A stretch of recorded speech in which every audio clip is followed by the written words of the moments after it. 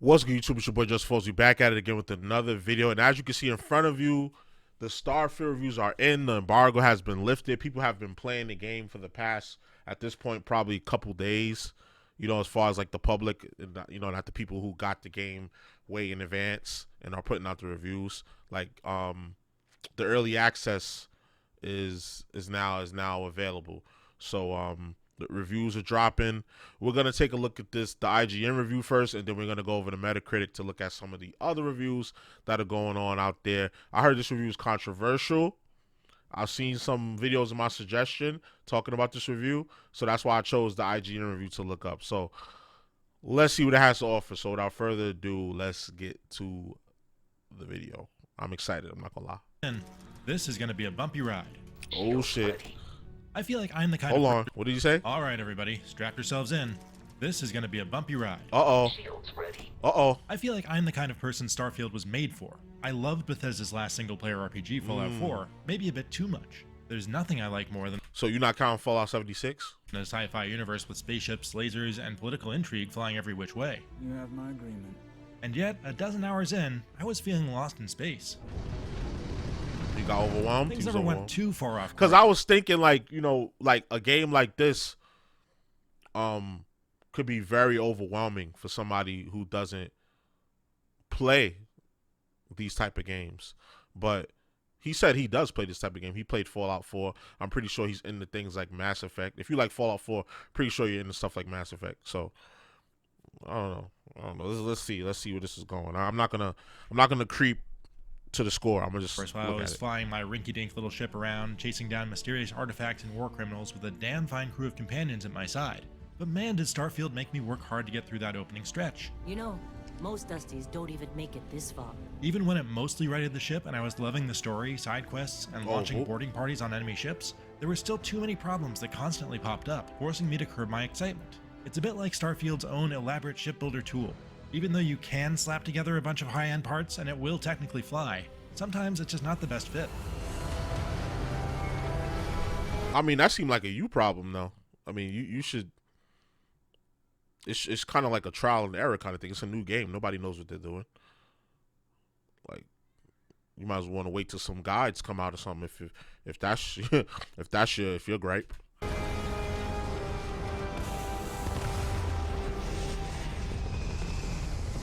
I'd expect no less, but Bethesda has built out a sprawling universe with detailed lore. I wouldn't call it especially distinctive. It's reminiscent of universes like The Expanse and Firefly, and full of references to every sci-fi movie from Aliens to Blade Runner, and of course Interstellar.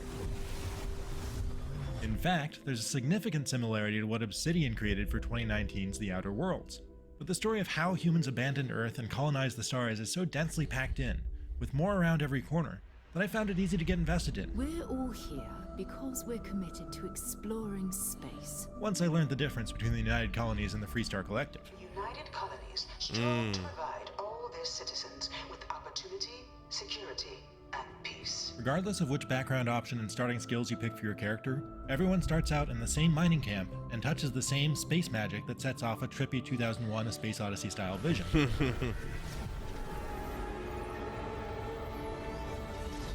But after that, Starfield is an immense game that will send you off in all kinds of different directions once it hands you the keys to your first spaceship. It's to the point where talking to others who have played alongside me has left us all bewildered. Wait, what do you mean you don't know who the Vanguard are? Wow, you didn't unlock that until level 20? You met who in a bar? Your new best friend on Neon. You can easily fall down all sorts of wormholes into extended chains of missions that take you on adventures that rival Skyrim's in scope. Even after about 70 hours, there are major quest lines I haven't even touched, and others I've left unfinished. I'm eager to go back and pick those up now that I've completed the main story. You know there's more to come. Yeah, this is not, unless you have a guide, this is not a game you stream. This is a game you post clips of online. I'm not streaming this game. Just off of that. He said he played 70 hours and he still left out major plot quests. Nah, I was already not gonna stream this game, but yeah, this is not a game you stream. This is a game you, all right, stream it the first day for the views and the clout, maybe the first few days. But yeah, you don't stream this to completion unless this is going to be the only game you stream for a couple weeks or months, depending on how long you have to play. Like if you're a full-time content creator or you just kind of have that kind of time on your hands. In typical Bethesda fashion, that main quest itself isn't terribly flexible in how you can resolve the situations it thrusts you into. Your options here are, for the most part, about picking whether you want to be a Boy Scout for whom a good deed is its own reward, a wisecracking mercenary who asks to be rewarded after doing a good deed, or an all-business mercenary who demands to be paid up front to do said good deed. I'll say right up front that if you're looking to get trying to get paid. this ain't the line of work for you. There are a few life and death choices, and there's a decision at the end about which philosophy to embrace before heading into the final battle. But most of it is going to play out the same way because, no matter what, your goal is to solve the mystery of those artifacts alongside your secret society of explorers known as Constellation. I won't say much about where the plot goes because it's way too easy to spoil, but I did enjoy the way it probes its biggest concept in distinctive ways, and there's plenty of well-written discussion about what it all means. Get out of here, Dusty. You're on to bigger things. It's in the side quests that you really get to act out your character's morals and choose to resolve conflicts peacefully or just by killing and robbing innocent people.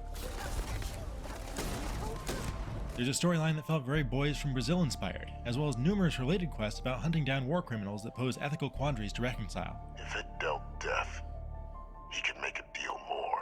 You can even join up with the Crimson Fleet pirates and dive into a life of smuggling and general space crime. It seems like it would take hundreds. Oh yeah, I've already found my path. Space pirate, gangster. Have a savage plate. My playthrough is gonna be savage. Hundreds of hours to explore them all, and there sure are a lot of options. I wouldn't say I've encountered anything just yet that's as spectacular as destroying Megaton in Fallout 3, but Starfield has its moments.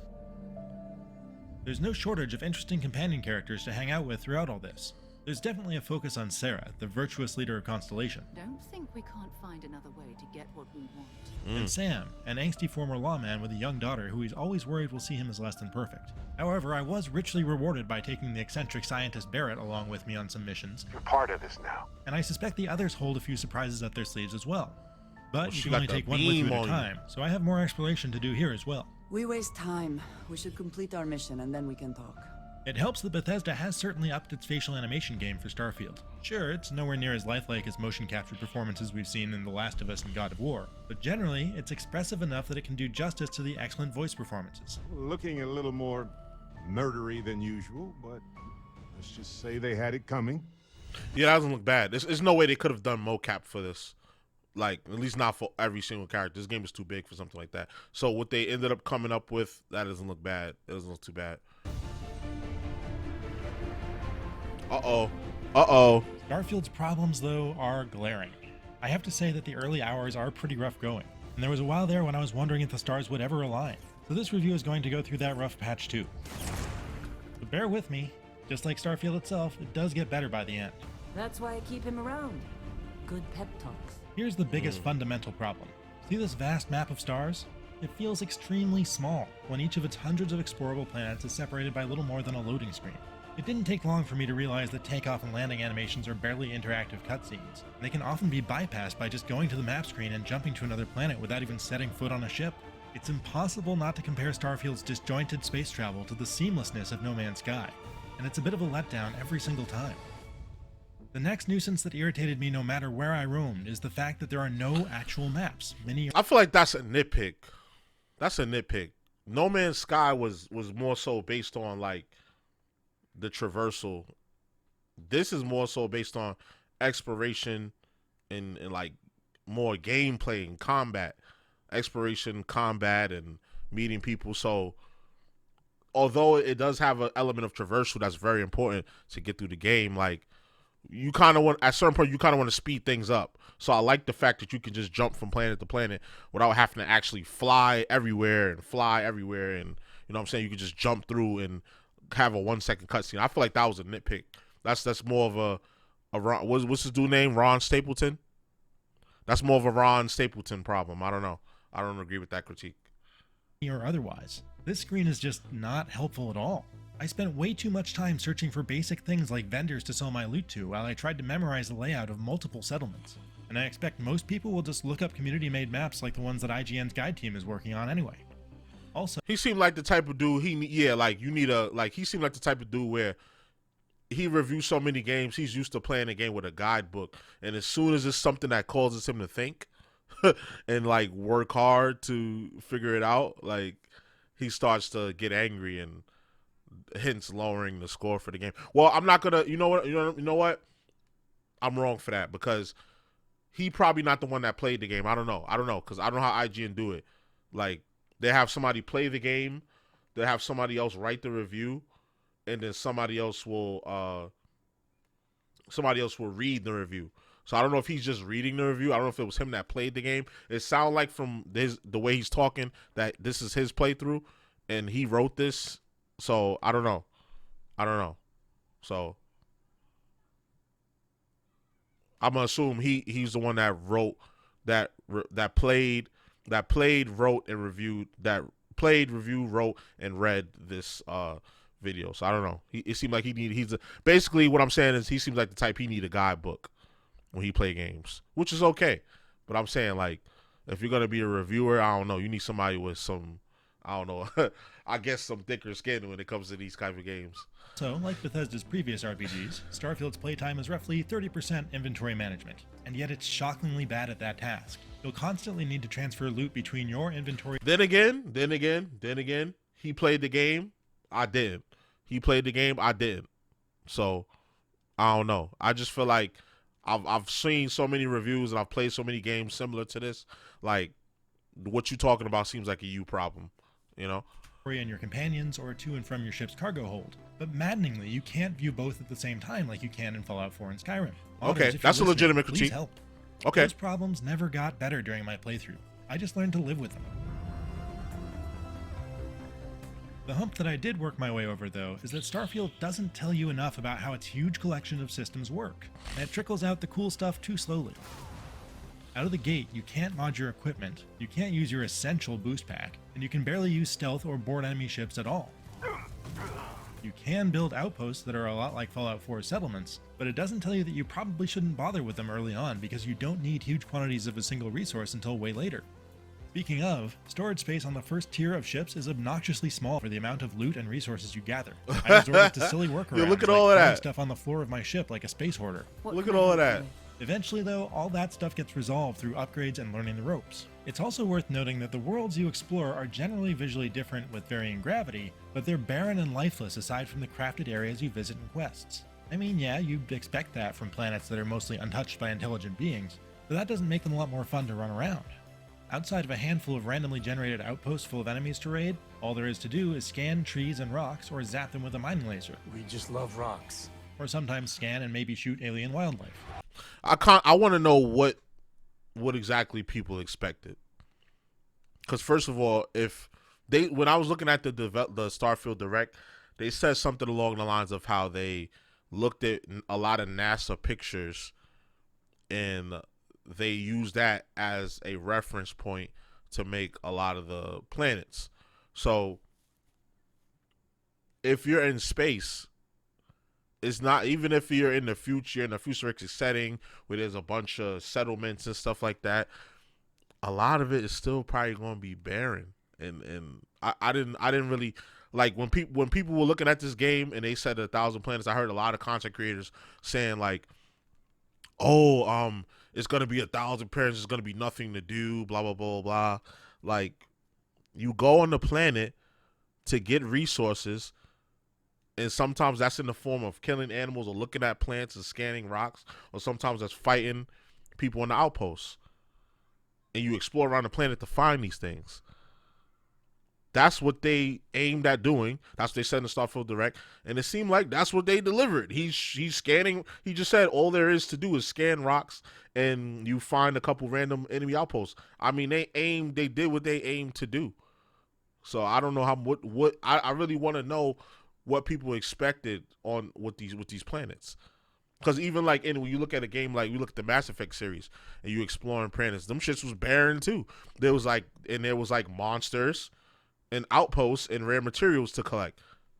And y'all loved it. And now when Starfield does it, I don't know. I don't know. I don't know what people wanted out of this. I don't know. Maybe I'm tripping. I don't know. Y'all let me know. But let's continue. It's a far cry from Bethesda's previous games, where you could barely swing a dead mud crab without hitting something cool. And it took a while for me to learn that I could largely just ignore this stuff. There's one part of the main quest that's pretty repetitive too. You're sent to investigate a series of ancient structures, and it's annoying that what you do inside of each one is completely identical. The rewards are different and enticing enough for me to want to chase them all down at least. But after the first few, I couldn't help but wish that Bethesda's designers had taken some inspiration from Breath of the Wild when it came to creating different puzzles for each one. Okay. That's a legitimate critique.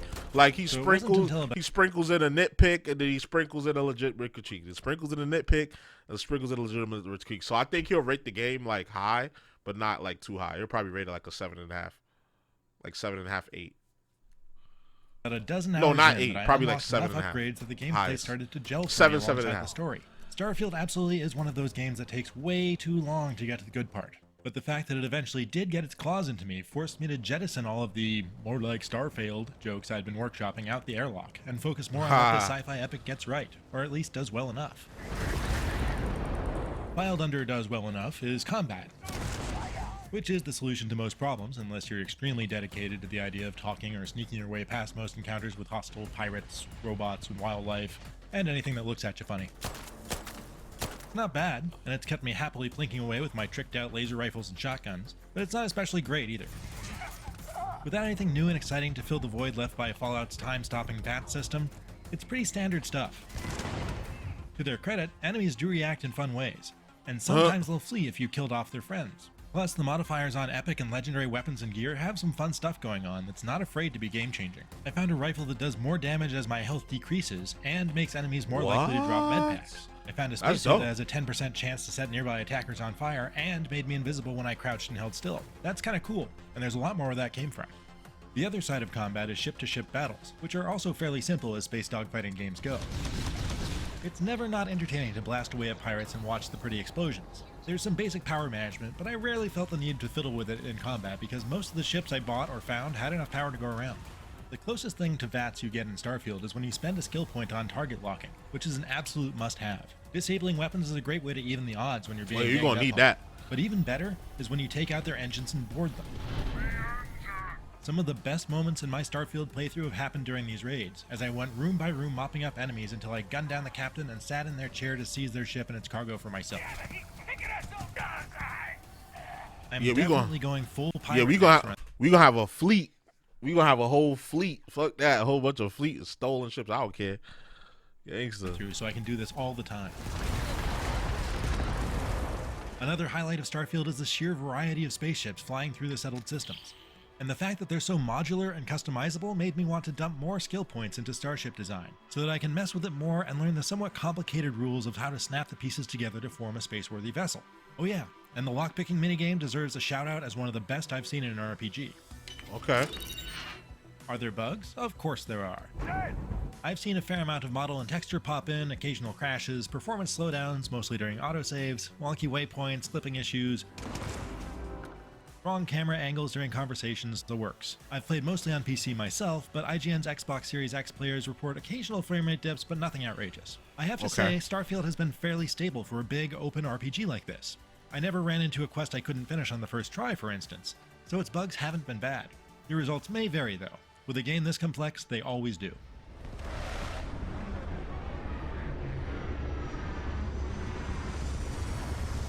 What's the verdict? Here we go. What's the It's score? never a great sign when somebody recommends a game on the grounds that it gets good after more than a dozen hours, but that's very much the kind of game Starfield is, and I do recommend it. And to think, I almost went for coffee instead. There are a lot of forces working against it, and the combination of its disjointed space travel, non-existent maps, aggravating inventory management, and slow rollout of essential abilities very nearly did it in. It was the joys of piloting a custom spaceship into and out of all sorts of morally ambiguous situations. I want to know if he complained about there being no map, well, or lack thereof, or no way to point you in the right direction. Well, limited way to point you in the direction for what's this game called? Elden Ring, because everybody went crazy for that, and it rightfully so.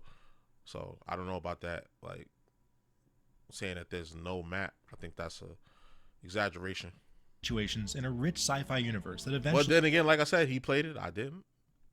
I'll play it in 4 days and let you know, because I got Game Pass, so I'm gonna just thug it out and wait, and I'm gonna just buy the premium upgrade. It's only $30. He pulled it out of a nosedive. I might even let you fly me around sometime. I'm glad that I powered through the early hours, because its interstellar mystery story pays off, and once the ball got rolling, combat on foot and in space gradually became good enough that its momentum carried me into New Game Plus after I'd finished the main story after around 60 hours. Like Skyrim and Fallout 4 before it, there's still an immense amount of quality role-playing okay. quests and interesting NPCs out there waiting to be stumbled across, and the pull to seek it out is strong. For more on RPGs, check out our reviews of Baldur's Gate 3 and Sea of Stars. And for everything else, stick with IGN.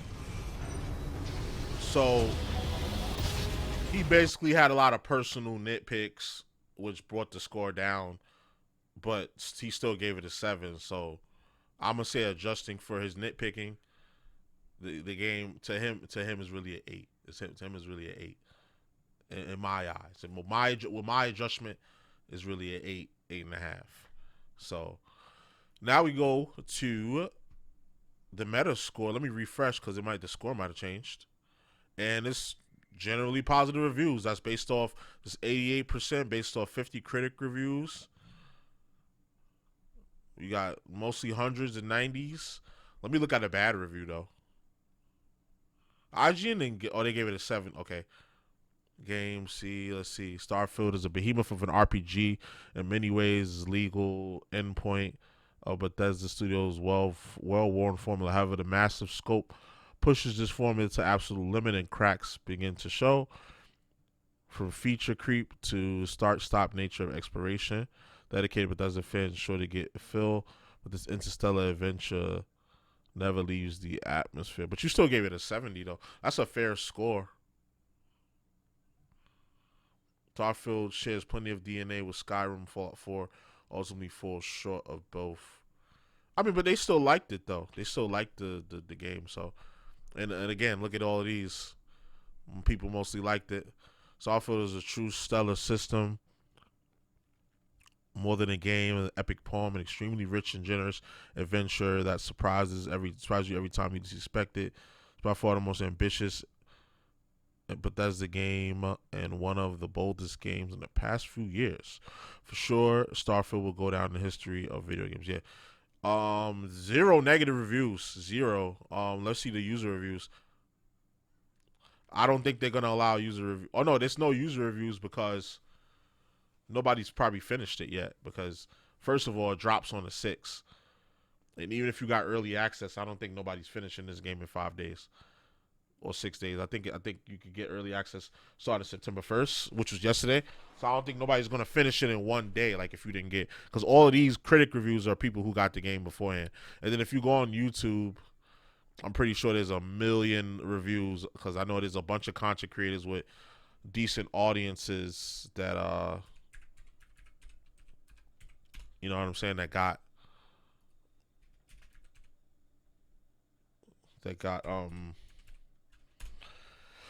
advanced copies and even playing it for weeks, but you just couldn't say anything about it. Look, he put in 100 hours. Some people are mad. Some people are mad that they got a 7. This guy's like, games according to better Starfield according to, yeah.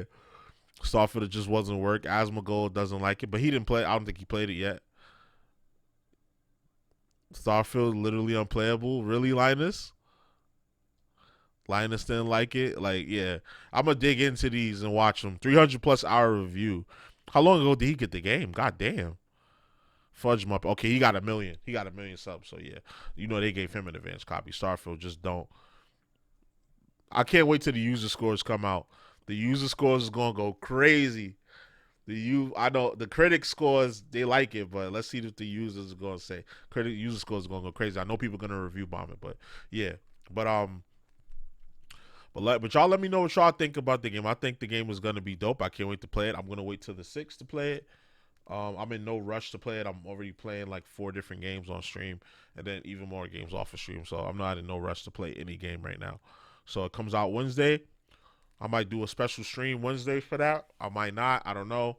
I might stream the first few hours of it, you know, just to get a vibe for it. And I don't know. So we'll see. So y'all let me know what y'all think. So y'all already know the vibes. Like, comment, subscribe, all that good stuff. It's your boy JusticeXFalls, and we out. 1.